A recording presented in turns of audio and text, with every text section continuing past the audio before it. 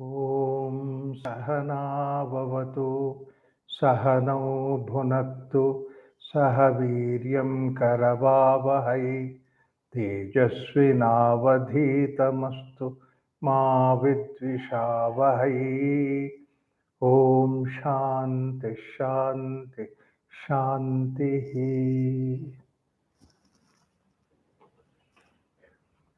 We are continuing the discussion in the third question of Sukesha Bharadwaja, and it is Kausalya, Ashwalayana's Kausalya. He asked this question. In fact, Pipalada says, Ati Prashnan Pruchasi. That means it's a very important, very deep question that you asked. Yes, this question is very complex. It has so many parts of it, and we already saw a few part of it. And now let's go to further. He asks, Bhagavan kutayeshat prano jayate katamayati asmin sharire. When does it enter and how does it occupy the sharira? Atmanamba pravibhajya katam pratishtite. And how it divides itself into the Atman and spreads into it. Kena utkramante, how it leaves, katham bahyam abhidatte, and going into the world outside, katham adhyatmamiti. Now, this is the crux of the issue, saying that out of all these things that's happening, which is supposed to be the me, the I that is there, adhyatmam, who is this adhyatma, who is involved in that? This is what the question that is there. And we have seen about various different panchapranas, the way that how it has been recognized by this Upanishad.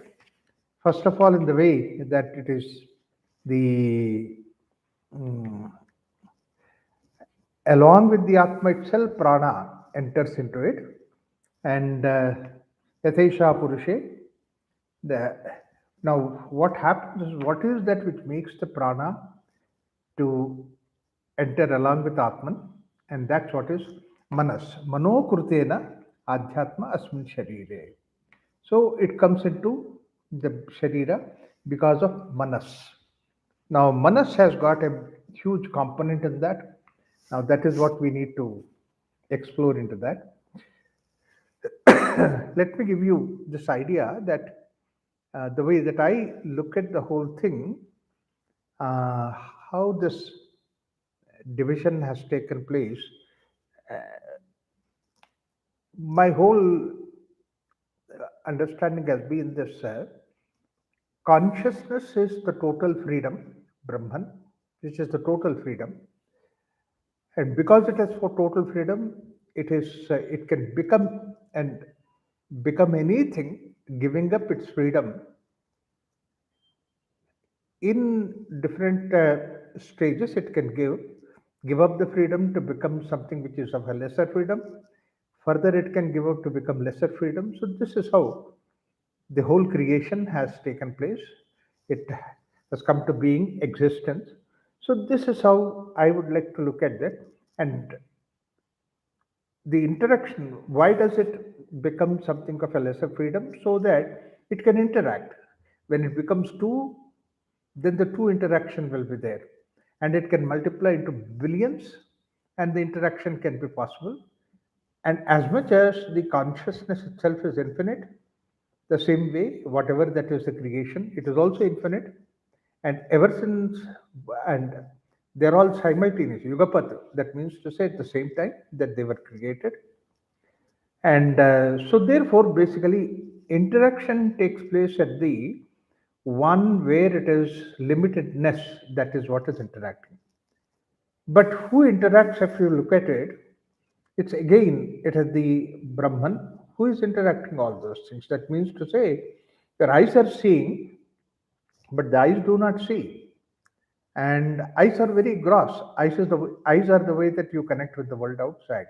The world which is connected, and the world.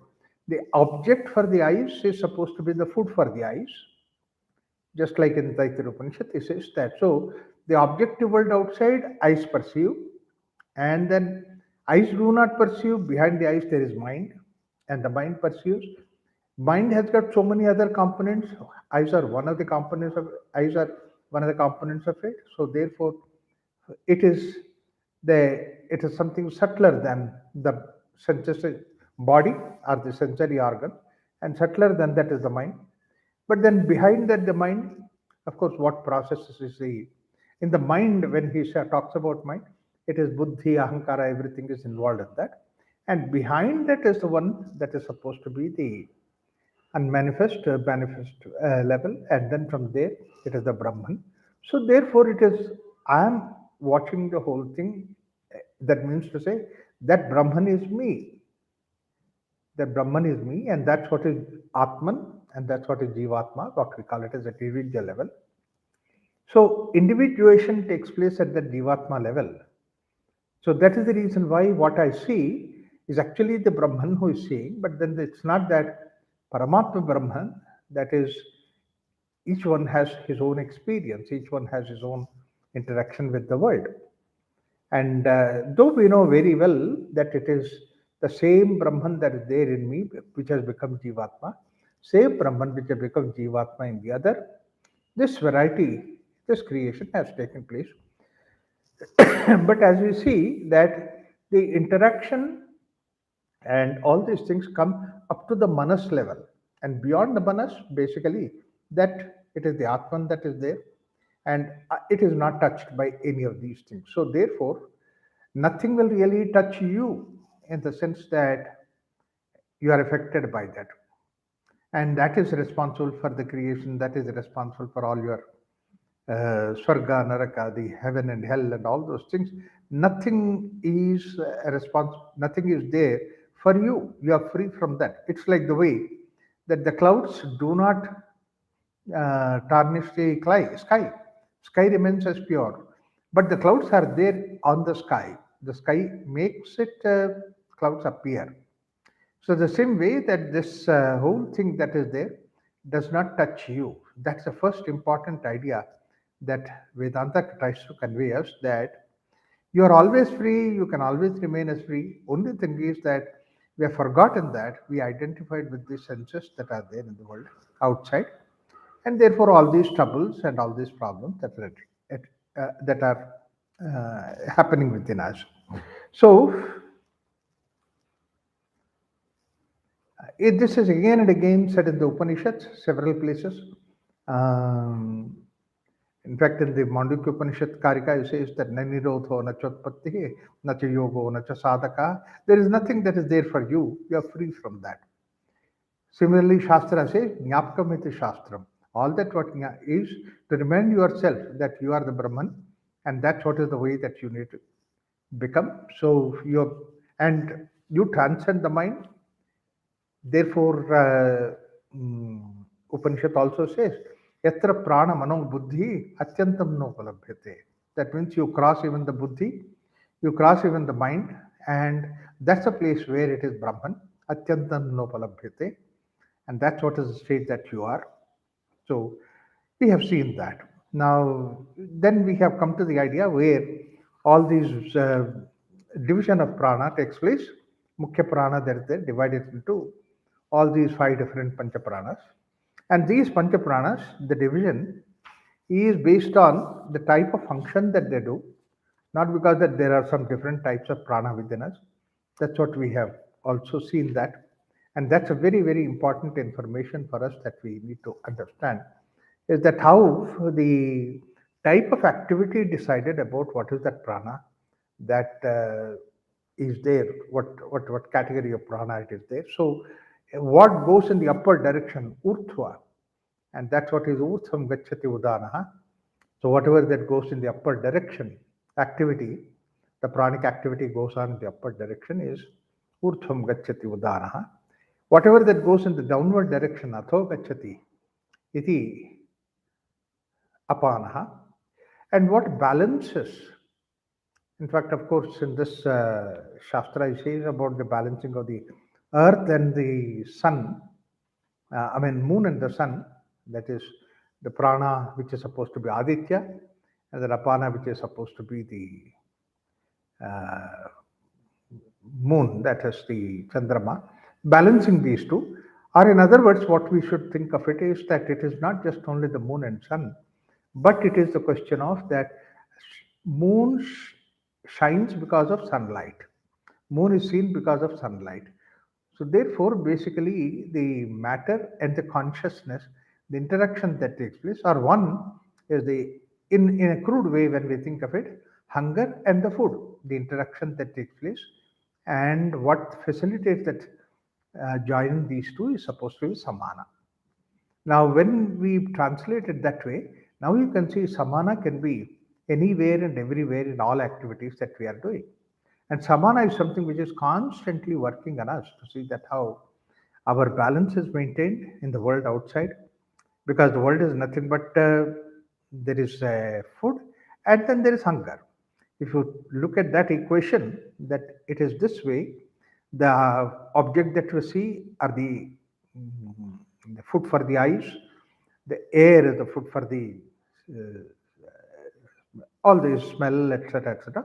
All these things that are supposed to be the one which is responsible for that. Now, we can understand this way that whenever that there is a imbalance that takes place, immediately samana comes into the picture and tries to create that balance. In the sense that in the normal course of time, that when we are walking, and the normal respiration is going on. But then when you are climbing up, you're negotiating the heights. At that point of time, that you require more oxygen because the body is working more. So naturally, it is samana which kicks in and then tries to see that it balances, creates a balance by increasing your respiratory rate. You are taking deep breath, and then thereby that you are able to manage that. Similarly, within that samana, when we are taking food, there is indication comes within us saying that there is no more hunger. We can stop it at that level. So therefore, constantly that reminding takes place within us. This samana is trying to help us. The same way, when you are exhausted, then you go to sleep, fall asleep, and when you fall asleep, and when this exhaustion and the sleep they are balanced, that's when the samana comes into the picture, wakes you up unconsciously from within. So it is constantly that's what is taking care of it. Like the way that Apana is connected with the earth and Prithvi, or that is what is moon also. Moon is nothing but the gross matter. So gross matter is connected with Apana, downward force. So therefore, basically, that we have also downward force apart from the defecation, urination, that is the waste throwing away from the body, and the waste is in the form of earth. It throws away into the earth, but it also has one more activity. That's what is the sexual activity, and this is what is maintaining the species. It's a very very important activity, maintaining the species, and we have done a lot of work on that particular aspect of it, because maintenance of the species is not only the human being who is doing. Every species or the living species on this earth is maintaining the species. They have got an inherent activity of maintaining the species, and they don't make much ado of all those things. Like, for example, the pollen transfer from plant to plant, from flower to flower, so that the species maintains. Animals do have recognition, and that's what is very beautifully said, that a cat recognizes a cat. There is a recognition, and not only that, a male cat recognizes a female cat, and then a dog recognizes a bitch and then goes behind it. So that means it's all for the species maintenance. I always say that how the dog recognizes a dog. In Bangalore, I used to go for a walk in the morning, and when I go in the morning for a walk, that all the dogs around in various houses, that they're quiet. But the day when I take my dog out in the street, and I'm walking with the dog, then I hear all the dogs barking. I wonder. I said, these dogs, they're in various houses. They recognize my dog, not me. They recognize because that's what is necessary for the species maintenance. So for species maintenance, that they have this, and it is the species, when we say has to be maintained, the species has so many features that are there, and it's complete. Story of evolution is there in the species.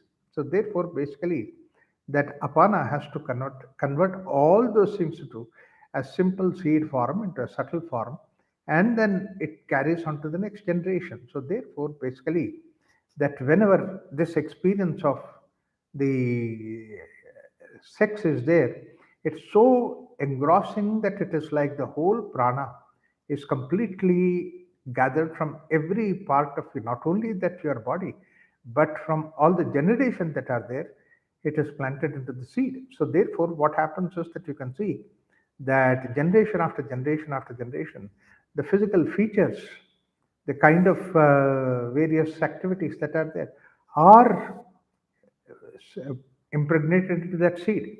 So it's so important. In fact, it's not only that human being in every species. That's why people who go for a horse race and they're given that manual where they see that the bet horse that they want to bet in, what is its species, so how many generations that horse seed has won the prize and winner. So all those things will matter. Unfortunately, what happens is that we maintain this particular purity in the case of horses, in case of dogs. Dogs are also like that. A breed dog is absolutely pure, perfect, and all that. We take care of all those things. But in the case of human being, that we have thought that it's not necessary, but ancient times that our people had recognized this, and therefore that there were lot of parameters on which that marriage has to be agreed upon. Marriage has to be connected with together. So there were a lot of things that were there to show that how that a species maintenance takes place. So that's what we have seen apana. And then udana is the one that where urdhvam gachati. Now the idea is that the prana itself has an ability to go in the upper direction, or it's the only one thing that is defying the gravity.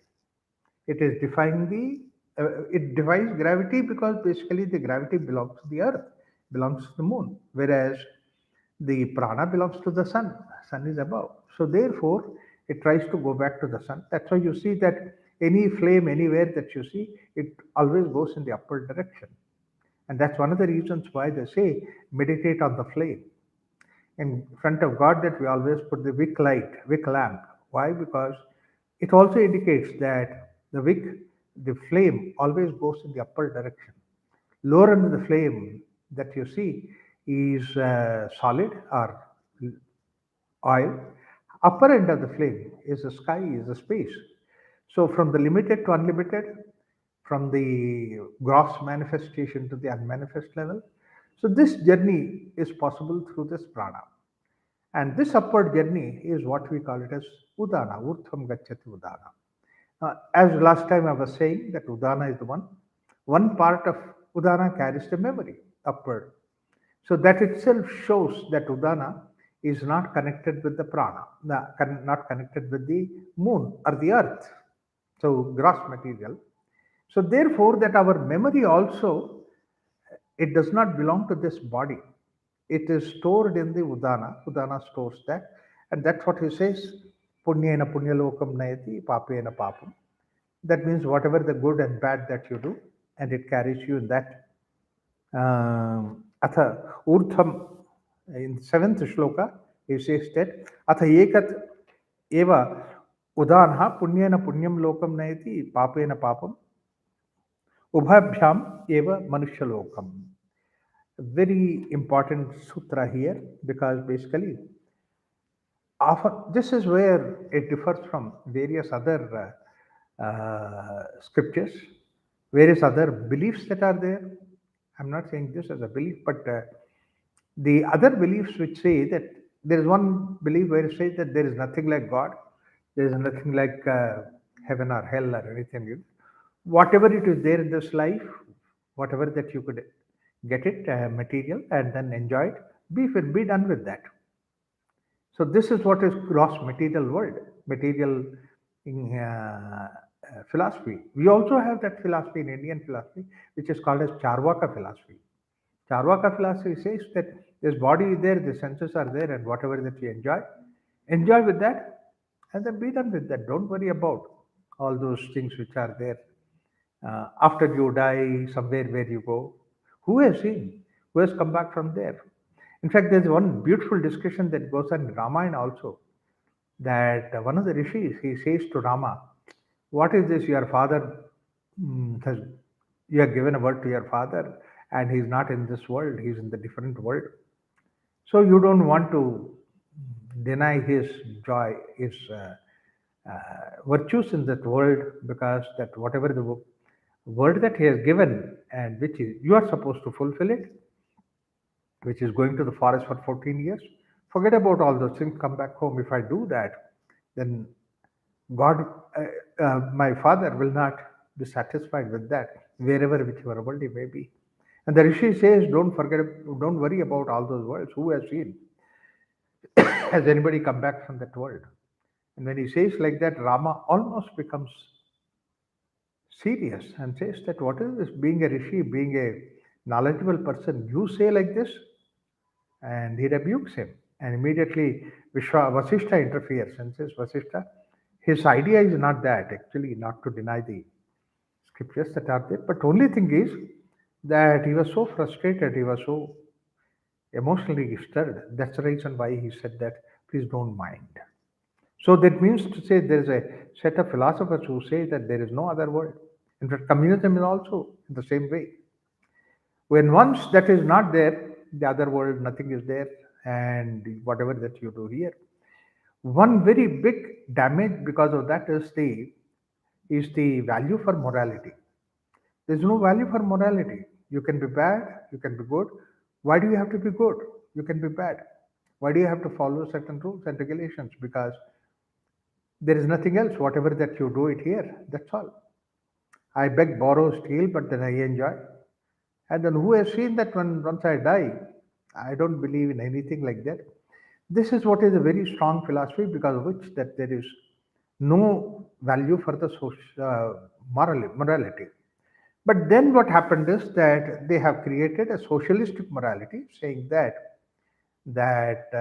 for the sake of society you hold the morality, and that's what they say that if you hurt somebody, that they will hurt, he will hurt you.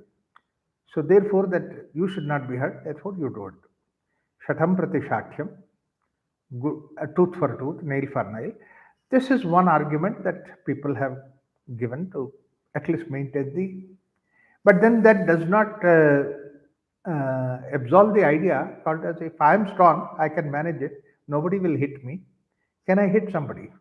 You see, there is no argument against that. I can manage it. I have power. I have everything, so that I do it. And it's such a damaging statement. And that damaging statement is the one which created the feeling also like this, that I am strong and you are weak, therefore I can take advantage of you. And based on that, that the whole lot of thinking has gone that man is strong, therefore he can do anything with the woman, and the woman has to follow whatever the man does.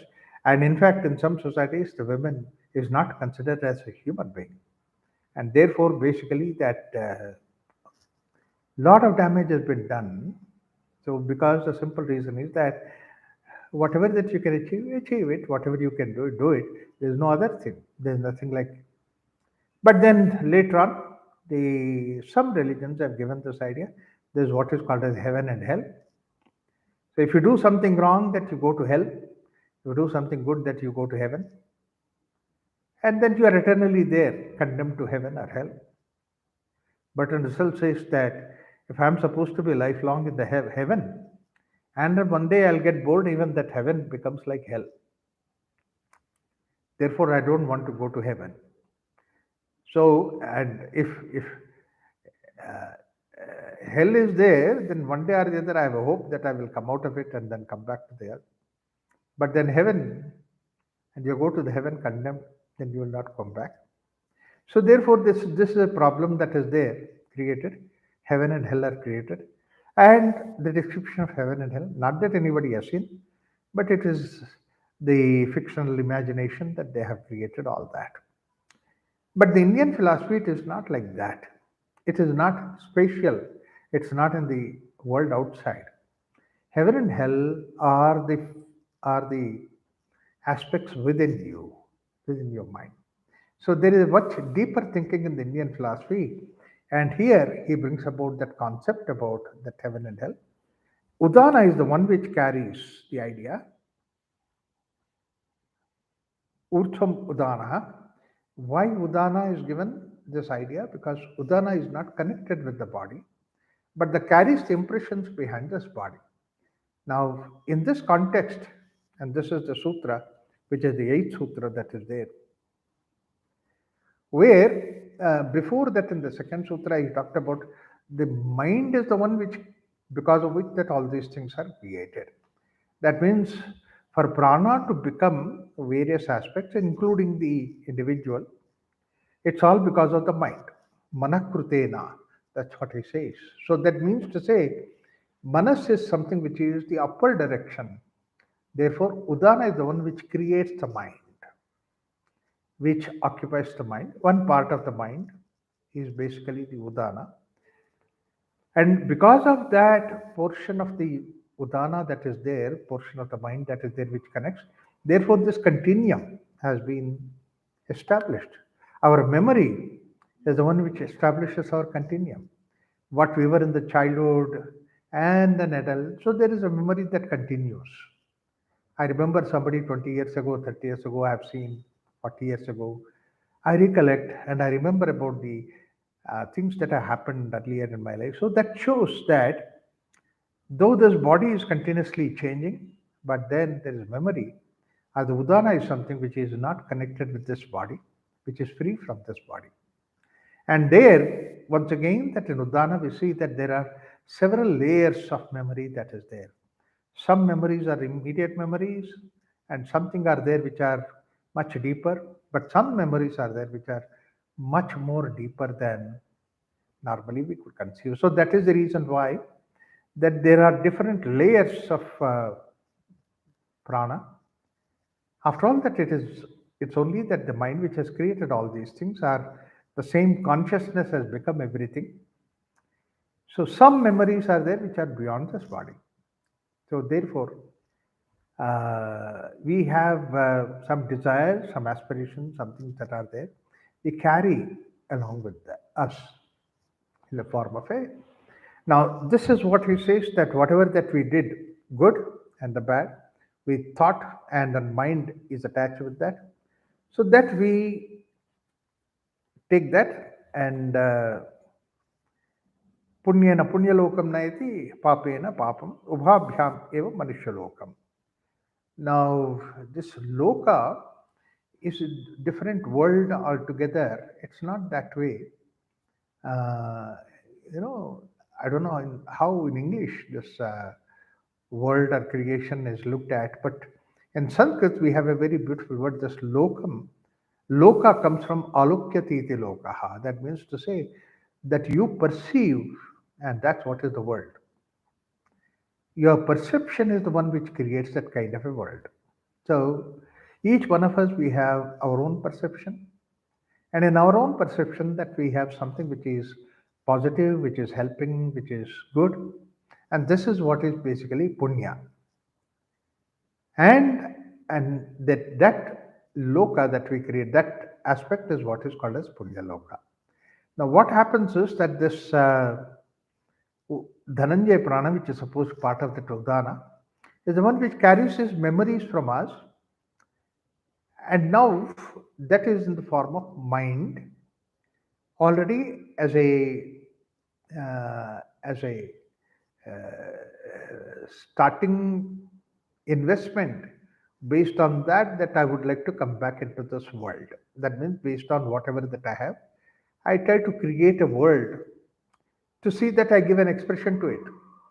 It's a very important idea is that why it happens like that is that in the dream that it happens for us, I have some emotions within me, and then in order to give an expression to that emotion, I use the mind stuff to see that I create a dream.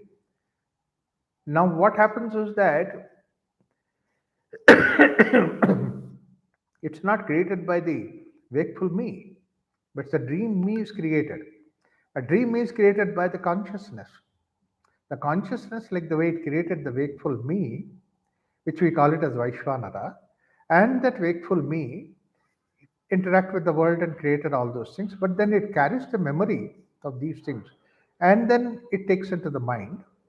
Now that my consciousness creates a dream world where it gives expression to that. So therefore, mind's expression is basically created by the dream. I create that. The dream is created by my own being.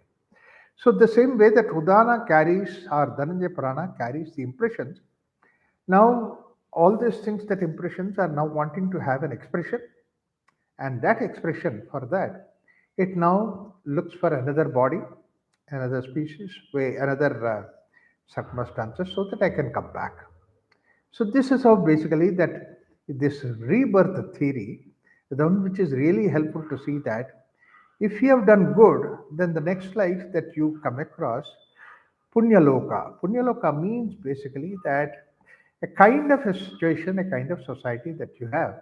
It's not that heaven anywhere else, but then you have a feeling of a heavenly experience or the joyful experience right from the beginning. Whereas if you have done wrong, then you are coming back into this world where only the wrongful experiences are there, sufferings are there. So therefore, basically, that why it happens like that is that when the consciousness goes away from the body, it carries only that load information, desire to manifest something. It doesn't have an expression in itself. So therefore, that there is no other world outside this place where we are experiencing or we are spending that kind of a thing. So it's a wrong notion to say that we stay somewhere in the astral world somewhere and then spend all those things and come back. Because in order to spend our desires, that we need to have a body. If I have thirsty, that means I must have a body which has got a feeling of thirst in that. Whereas the moment that you come out of it, there is nothing like that. Only thirst is there, nothing else. Only the. So we have what happens is that this physical body, and behind that there is what is called as the subtle body. And this subtle body is not mystified kind of a thing. It's a very simple idea. Is that I have a thought and wanting to see, that desire to wanting to see, the one which created the eyes, wanting to hear is created the ears. So therefore that wanting to see is a seedal form of my eye, wanting to hear is a seedal form of my ears. So there is a seedal form, and that seed form we call it as Deva. The god is that seed form. So, when it is in the seed form wanting to see, that we all have that. So, therefore, that it is common aspect of it. That's why Deva, and that manifests based on the memory that we have, we carry, that we manifest these things. So, this is how the subtle body is where basically it is supposed to be the heavenly body, heavenly body in the sense that it is God, godly body. It is Daiva Sampattu. And then there also Asuri Sampat in the sense that I have venom, this thing, that thing against it, and then I come back to manifest that kind of a thing. So this is how the Punyana Punyalokam Nayati, Papena Upabhyam. Both these things are spent here in this world. So that means to say that when he is born, he already carried the seed form of his desires. It's like the way that in the seed of mango, the whole mm, mango's history is there, mango plan is there, what is supposed to manifest, all that is there. So the moment an ambience is given, you can see that that mango manifests. You put the seed, whatever that quality of mango, type of mango, etc., tree, and that tree, what is qualities of that, it manifests. So if I put Alfonso mango seed, Alfonso mango comes up because that in that seed, in the subtle form, all the impressions of Alfonso mango is there. So therefore, it comes out in the form of that. How much that subtlety it is there and in the case of a plant, You can see that in the case of a horse, that you can see that kind of a thing. Is it not so much in the case of human beings, such a subtle impression that are there? And therefore, basically, that's why many times you see these child prodigies. They are the people who carry the impression so deep within them, and they come back to manifest that uh, serial form ideas that are there, and then they become singers, they become dancers, whatever it is there. I've come across a child who is 4, 5, 6, 7 year old child, and 7 year old child, he, he recites the whole of Bhagavad Gita. Not only that, he referred to him any question, any any particular shloka, he immediately gives the reference of which chapter and which shloka it is and what is the meaning of it. All those things he gives. In fact, in one of those shows that somebody asked him, how many places the idea of Atma comes in Bhagavad Gita? And he just quoted very simply that easily, without any trouble. These shlokas that Atma comes into the picture like that. How beautiful it is. What a kind of memory that he carries. So this is how we carry in memory and then that we manifest in the world. The journey continues. Until such time when we don't have any more luggage to carry. We are free from all those things, and that's when the total freedom happens. We become one with the consciousness, which is supposed to be our real nature. So, Ubhabhyam eva Manushya until that time, these two things are there, it is Manushaloka. So the idea is that Ubhabhyam at Manushaloka, it means basically this Punyaloka and Papaloka, they're not anywhere else. They are in this world, they are in this world itself, and there is nothing mystification about it. But this idea is something which is very important that we need to understand. Deva here means that the subtle aspect of it. Like, for example, mango, when it manifests in the form of mango, is outside, but inside the seed, the whole tree is there. It is in the form of the divine divinity. It's in the Adidaivika. That's why it is called as Adidaivika. Adibhautika is what manifested outside. Adidaivika is the potential to manifest, and that's existing there. Adhyatmika is the one without all these impressions when you are there. That's what is Adhyatmika. Now, look at the way that when you compare it with the dream, also that you can see that we have the potential desire in the dream, that's what is Daivika, and then it gives a manifestation in the form of dream, and then you get satisfied with that, you get experience of that. But all those things, so therefore, basically, consciousness becomes a Vaishwanara, wakeful state man, and then the second one is the subtle man, the gross and the subtle aspect of it. These two have all these world and the desires and then fulfillment and appeasement and all those things that are there, but it has nothing to do with the consciousness. And behind these two things, that we have one more state of our experience, that's what is the deep sleep state, where none of these sensory organs, their subtle aspect of it that we call it as tanmatra. In fact, it is a very beautiful idea that he says that it is the tanmatra which brings about the gross body level. Tanmatra is wanting to see, our ability to see, and that brings about a body. That's how we create our eyes. Wanting to hear, tanmatra, that is what is Daivata aspect, manifests in the form of our eyes, so that the ears, so that hearing takes place. So this tanmatra and then the sensory organ and the tanmatra, these two things belong to the world, and that's where basically the division of the consciousness has taken place, so that it is karyonmukha. That is, it is. So there are three things at the level of tanmatra, at the God level, at the divinity level, and at the human level. That there are there are three different aspects of it. One is called as the rupa, and the other is nama. That means it's a form, and also it's a name.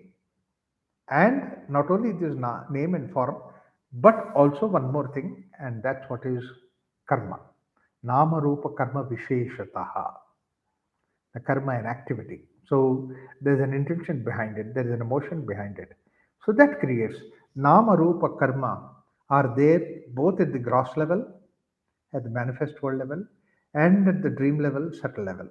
Now, I tell all those things because basically this Prashnopanishad, particularly in this question, it's very important, very subtle, because this question is very deep. As I said,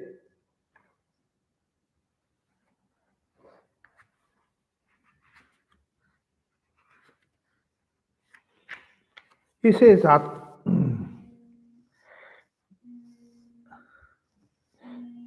केन उत्क्रामन्ते कथं बाह्यम् अभिदत्ते कथम् आध्यात्मम् इति. So, अस्मिन् शरीरे आत्मानं वा प्रतिभज्य. So, in this sharira, it divides itself. So, it divides itself both in the form of gross and the subtle. These two things are very important. And subtle is formed, and then from the subtle, gross happens. I said many times the subtle will be there, but then it cannot become gross. Like the way every seed has a subtle tree in that. But how many seeds will have an ability to manifest in the form of a tree? They don't.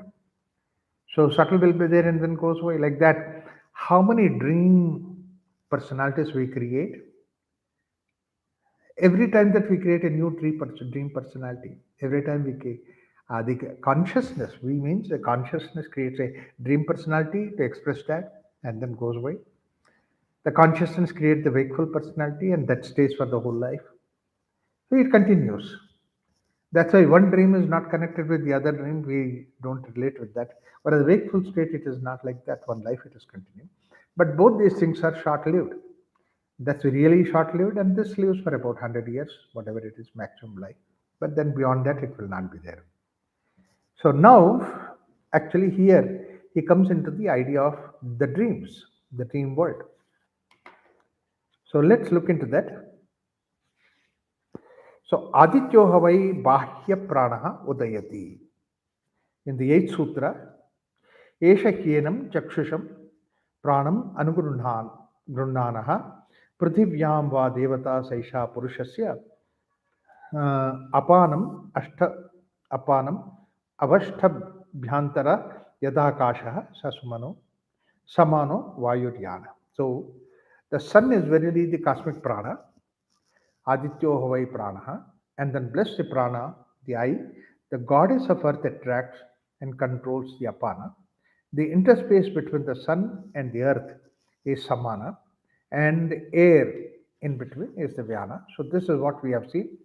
And after that, further, he goes to the next level, saying that, see, this is important in the 9th Sutra, Tejo Hava Udanaha. The Udana is the Tejas aspect of it. And Tejas is not bound by the gravity. In the fire, the Tejas aspect of it is the real fire. That's what is the sun. Sun is the Tejas aspect of it. And it tries to reach the sun. Tejo Havai Udanaha Tasmat Upashanta Tejaha Punarbhavam Indrayai Manasihi Sampadyamanaha. The external fire indeed is Udana, and therefore he in whom the flames are gone out enters into another body with the sense of absorbed in the mind. So therefore this Udana is the Tejas aspect of it, Urdhvam Gacchati, and it carries its impressions and it's a flames gone out of the body, the fire. This is the flame which goes out of the body in the form of Udana, and it because the Manasi, uh, the mind aspect of it, therefore enters another body with the sense of absorbed in the mind. So the mind which created again another body. So therefore, what we carry in the mind is the one which is responsible in the deeper mind, in the mind as the memory aspect of the mind, and that's what is brings about the force for them. So therefore, what happens is that We are the cause for our own creation. We are the cause for our journey. Now, once we start owning it, then uh, it becomes so very important to see that how now I can manipulate, manage these things. I don't have to blame anybody else. See that given the circumstances now, how I can make my journey possible. So, whatever that be his thoughts in the time of death, according to that attains prana, and the prana unites with udana, the fire. This is how it enters into that. A chittaha tenesha pranamayati. Whatever that is there, pranaha tejasa yuktaha. Prana joins the tejas and then saha atmana yatha sankalpitaha lokam nayati. Whatever is sankalpa that is there, whatever that is there, mind, idea that is there, corrected in that. And that's how basically we go to the next life. Together with the Jivatma, led to another world thought of. Yayemam vidvanam pranam veda nahasya praja hriyate amruto bhavati tadesha slokaha.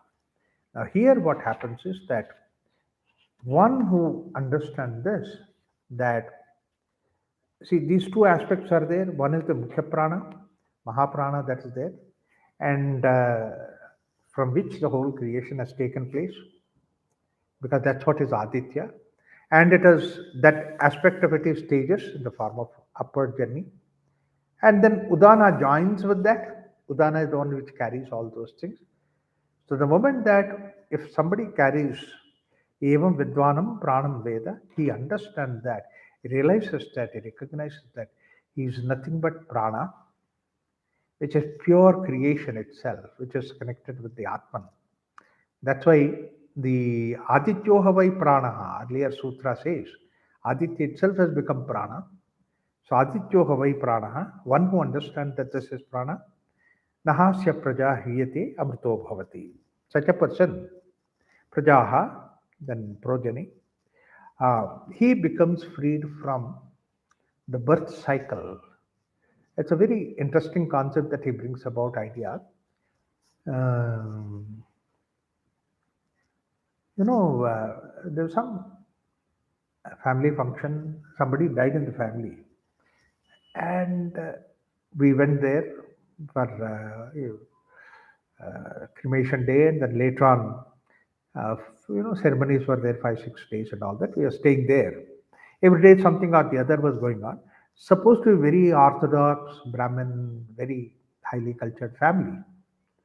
And then there were children who were there. And then when I went there, I was not directly connected with that, but then I was present there. And I went there, and then I saw that all these elders were sitting and then doing the whatever function that was there, but the children were there. About 8 9 children were there, and then they were all playing and making merry.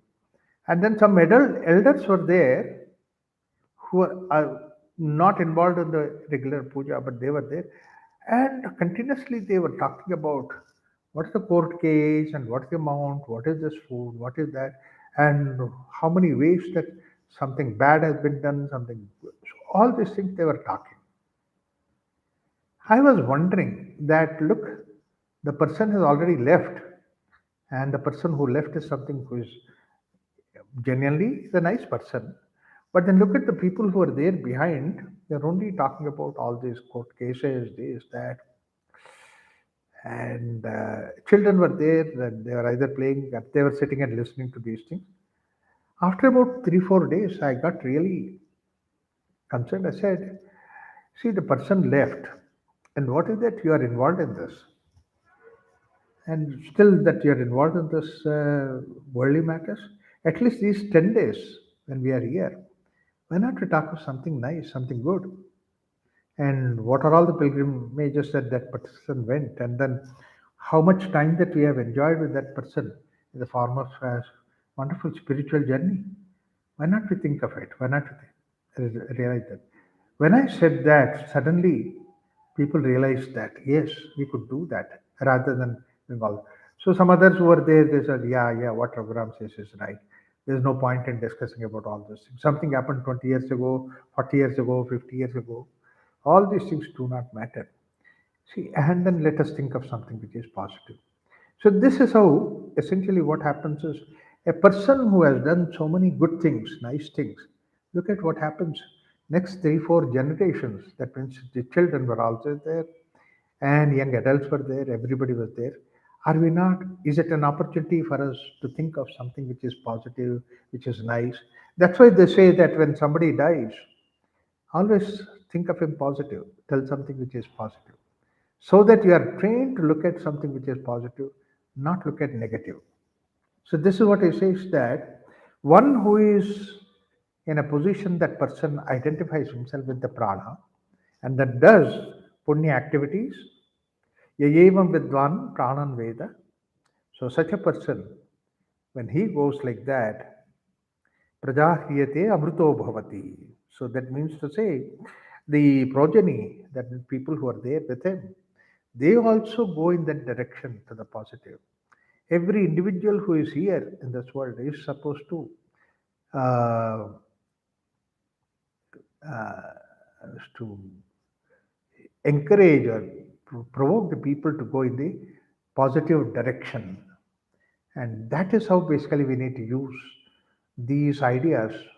When somebody dies, we can sit down and keep crying, or we can sit down and think about all these lava devi, all these kind of things. But at the same time, it's a wonderful opportunity for us to see that how we can think of upward journey, so that generations that can go that way. So ultimately, amruto bhavati. Mrita is about the matter. Amrita is about the consciousness. Mrita is about the moon. Amrita is about the sun. Mrita is the earlier we have seen that Dakshinayana and Amrita is Uttarayana, going in the upward direction. So this Uttarayana journey that we can really establish, we can create when we think of Amritatva and Pradesha Sloko Bhavati. That's the idea in the Mandukya Upanishad. See, this is where basically Mandukya Upanishad and Prasnopanishad, all of them they are talking about the same thing. Here, the dream state that whatever the Mandukya Upanishad says is the same thing as the idea that he says Devaloka, and we all have that. God is not anywhere else. There is nothing like a separate world and then separate Vaikuntha somewhere and separate Kailasa somewhere. There is nothing like that. It's all within us. And then it's all within us. That means to say, there, if it is my own subtle body, it is tanmatra. If it is filled with something which is positive, then the tanmatra manifestation in the form of the senses outside will also become the same positive things.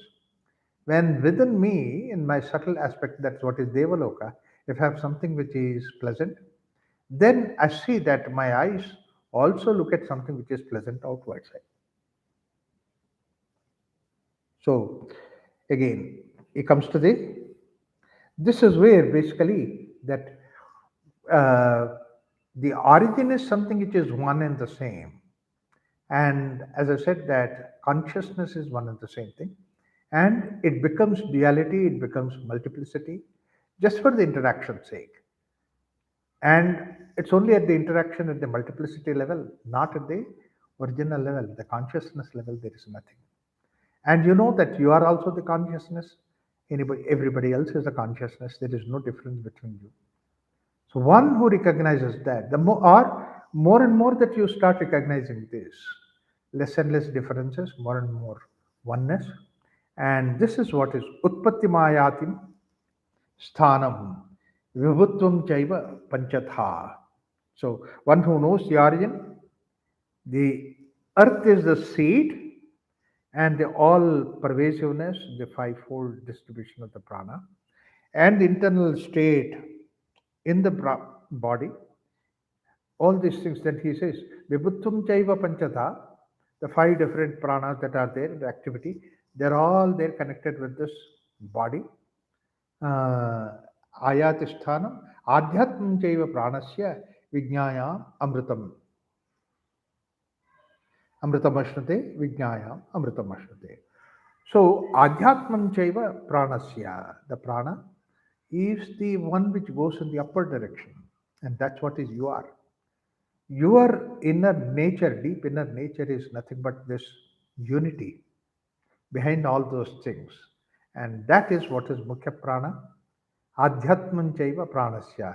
The prana is the only adhyatma that's there within you. Or, in the words, that it is that which balances, which makes upper direction. And Vijnaya Amritam. Once you know that and recognize that, it's a very important question is that not theoretically knowing, but feeling that inside that you have prana and the internal state of the body. Uh, and such a person, he attains Amritam, Ashnute. He reaches that Amritatva. As I said, Mrita is at the body level, are connected with the body. Mind also comes and goes. Intellect also comes and goes. There is no Amritatva quality in that. Whereas Amritatva belongs to only thing, and that's what is basically the prana, with the upper journey. That's why we say that the prana has to go in the upper direction, Kapala Moksha. And for such a person that who leaves all this body and connected with prana and connected with all these pancha prana that are there at the body level, does not identify with that. He frees himself from that and becomes only one with the urdhvam gachati. That's what is prana. Goes with the prana out. There is no udana that's really attached to him because he doesn't have anything as memory. Such a person is a person, Amrutatva, he reaches that. So it is said that, that's why it is very beautifully said, more and more desires that we have, and then we die. Before the desires die, that's what is death. Whereas the desires die before we die. That means to say at the time of death, there is no udana, there are more desires. You are free from that. You are just being in this world because this vehicle is there in this world. And that's what is moksha. So, difference between the mrityu and moksha is desires die before and then you die later. That's what is moksha. You die before the desires die. That's what is mrityu. So, amritatva is that where mrityu cannot touch. So, that's what is the second, that's what is the third sutra, third inquiry, and that's what is very deep inquiry. And now, let me just recollect it. It brings about all the pancha pranas that are there and the pancha bhutas that are there connected with the pranas and their connection with that. And not only that, it also connects with your deep dream, deep sleep state, and the wakeful state. And deep sleep state, where both these things, where the dream I and the wakeful I, both of them are merged together. And that's what is the deep sleep state. Where does it go? All those things go to only one thing, that's what is prana. So, where nothing else is there but prana alone is there. It's not in any other form that is there existing. Everything goes into that, to the seed form, and that is what basically karana, that's what is responsible for, from which everything comes up. So stula, sukshma, karana, gross, subtle, and causal. These three states are wakeful, dream, and deep sleep state. This world outside is the gross world, and then what we call it as all the gods and goddesses, everything, it is in the subtle world. And then this deep inside, the Brahmasthiti, is what is called as the causal state. And we have, all of us, we have these three states within us. And we are touching that. In that sense, whatever Mandukya Upanishad is talking about is also here.